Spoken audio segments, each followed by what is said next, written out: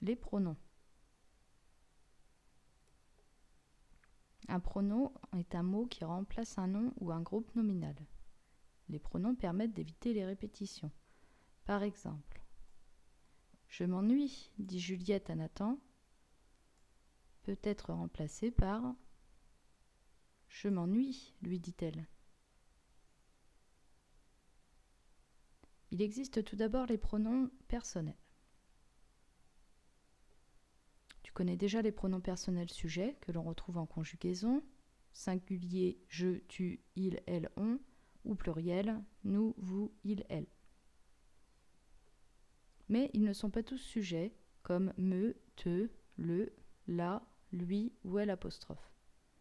Par exemple, je donne mon stylo à Pierre peut devenir je lui donne mon stylo ou je le donne à Pierre. Il existe aussi les pronoms possessifs qui indiquent à qui appartient ce dont on parle. Attention à ne pas confondre pronom et déterminant. Dans cet exemple, c'est ma montre. Ma est un déterminant qui accompagne le nom. Par contre, c'est la mienne est un pronom qui remplace le nom. Les pronoms possessifs sont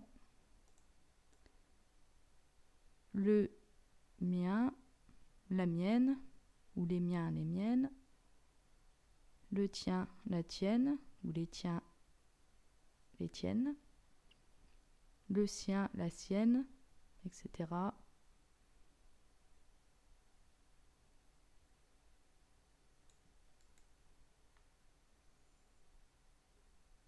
Il existe aussi les pronoms démonstratifs. Les pronoms démonstratifs désignent quelque chose que l'on montre ou dont on a déjà parlé. Il peut avoir deux formes de ces pronoms démonstratifs. Une forme simple avec un seul mot, comme par exemple celui, celle, ce, celle au pluriel, ce, c'est apostrophe, ça, ceci, cela. Ou une forme composée avec deux mots, comme par exemple celui-ci, celle-ci, ceci, celle-ci au pluriel, celui-là, celle-là, cela ou celle-là au pluriel. Dans cet exemple, le régime alimentaire du chien est plus simple que le régime alimentaire du serpent. Le serpent se nourrit de souris vivantes, on peut éviter les répétitions. Cela peut donner le régime alimentaire du chien est plus simple que celui du serpent et celui-ci se nourrit de souris vivantes.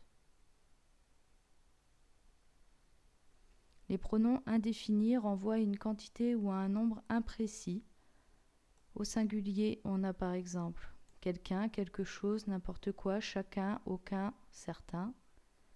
Ou au pluriel, plusieurs, certains, avec un S, quelques-uns, etc.